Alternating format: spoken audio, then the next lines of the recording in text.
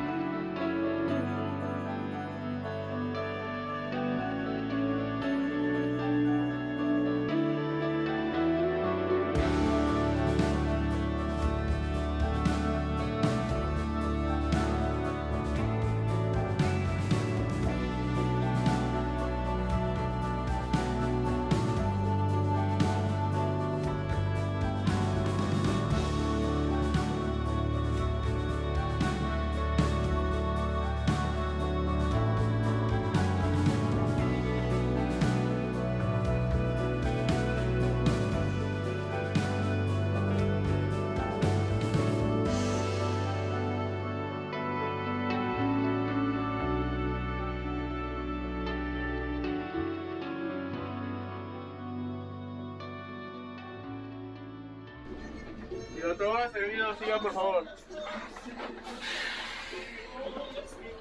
Gracias.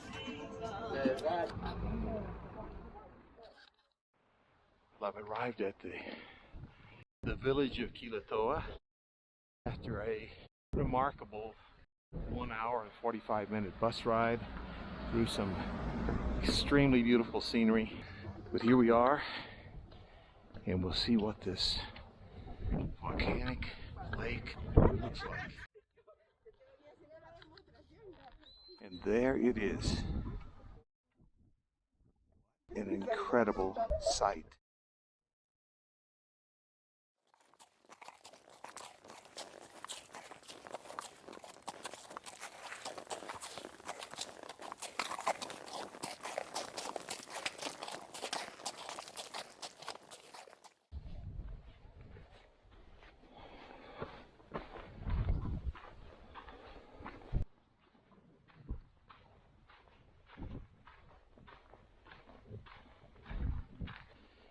It is pretty cool on the rim of Quilatoa. It was 54 degrees Fahrenheit at 10 this morning in Latacunga, and I would suspect it's in the 40s Fahrenheit here in the early afternoon. There are clouds all around, which is fairly typical much of the time here, but the good news is there's no fog. It's calm and even a bit warm, and then suddenly, without warning, you're exposed to the wind, and it is suddenly very cool.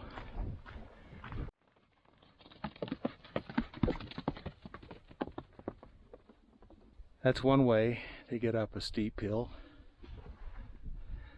The waterline of the lake is a little more than 12,500 feet. The crater itself varies in height. As I said, it's an up and down hike around the rim. It peaks out at more than 12,800 feet elevation. So even if you're acclimated to Quito, which is 9,200 feet, or Latacunga at 9,500 plus feet, it's a bit of a challenge to hop along very fast.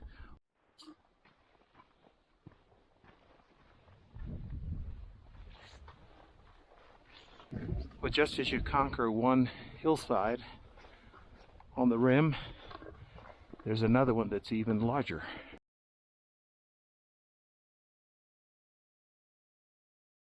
It's about 10 kilometers to walk all the way around the lake. Many people come here with more ambitious plans. Some hike what's called the Quilatoa Loop, which usually takes 2 nights and 3 days of hiking from village to village in this area. So I'm choosing to do it from the lake back down, and others starting at one of the villages farthest from the lagoon and electing to have the lagoon be their ultimate destination.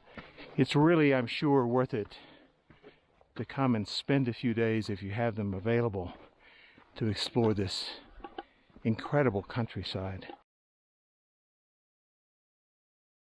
I'd hiked a couple of hours and reached a remote, windy section of the trail when I saw a dog, followed by these children, coming up from a steep slide area that leads down to the lake.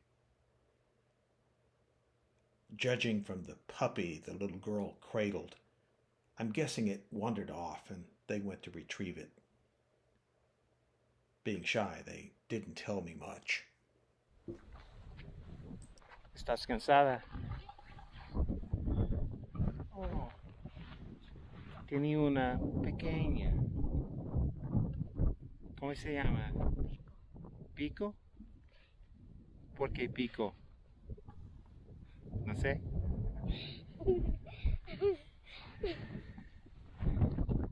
¿Cómo te llamas?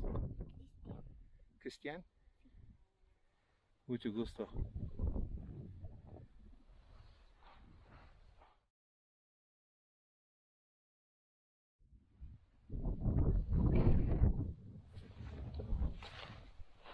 Adiós.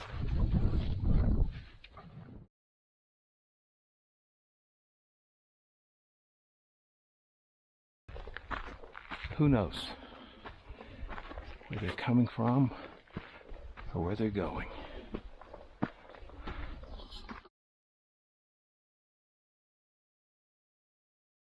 As I sit here looking out over this lake, I can't help but think of other crater lakes that I've visited, including, if you're familiar with the most famous one in the U.S., Crater Lake in my adoptive home state of Oregon.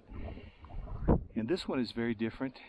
It's a much higher altitude than Crater Lake. But if you've been to Crater Lake in Oregon, you know that the water is incredibly cobalt blue due to the depth of the lake and the reflection into the lake. Here it's very different. As you can see, the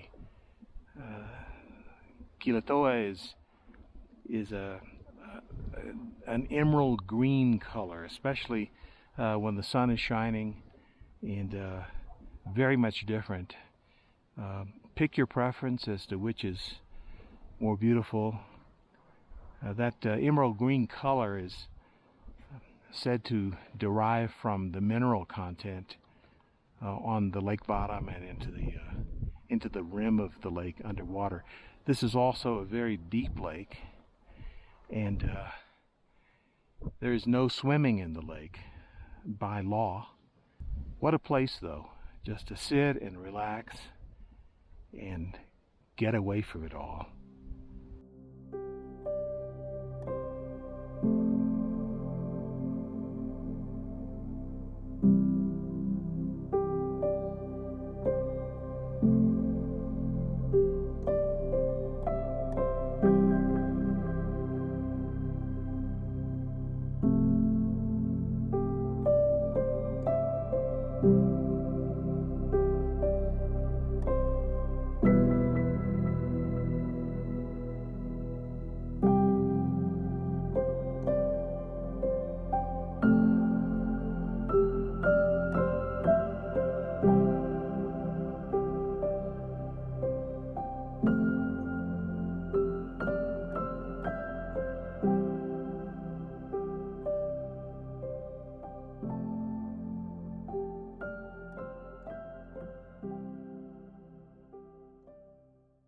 This has been a super enjoyable trip.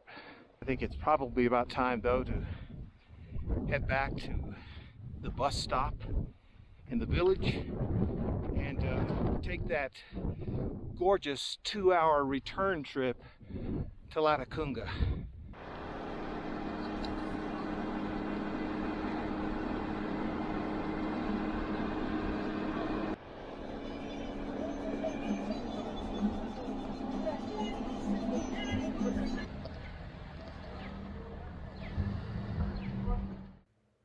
The sun was setting over Latacunga by the time I got back.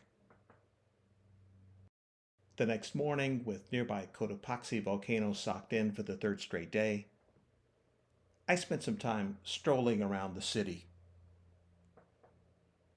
And then it was time to leave this lovely place for my next destination, the incredible Andes resort town of Baños.